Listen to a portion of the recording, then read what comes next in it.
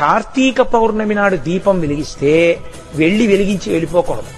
కొవ్వొత్తితో అస్సలు వెలిగించకూడదు దీపాన్ని. ఎందుకంటే అది చచ్చిపోయిన జంతువు యొక్క కొవ్వుతో తయారు చేయబడుతుంది. వెంటనే ఆ దీపం అపవిత్రం అవుతుంది. కాబట్టి కొవ్వొత్తులతో వెలిగించకూడదు, అగ్గిపుల్లతో వెలిగించకూడదు. కార్తీక పౌర్ణమి నాడు సుగంధమైనటువంటి దాంతో అంటే అగరుపుల్ల వెలిగించుకుని అగరపుల్లతో దీపాన్ని వెలిగించుకోవాలి. వెలిగించి వదిలేయకూడదు.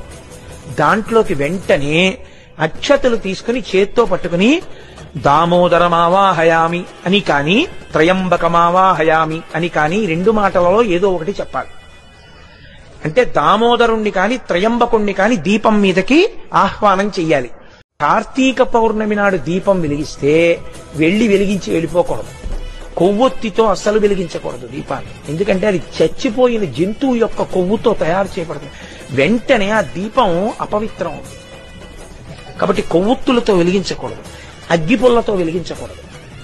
కార్తీక పౌర్ణమి నాడు సుగంధమైనటువంటి దాంతో అంటే అగరుపుల్ల వెలిగించుకుని అగరపుల్లతో దీపాన్ని వెలిగించుకోవాలి. వెలిగించి వదిలేయకూడదు.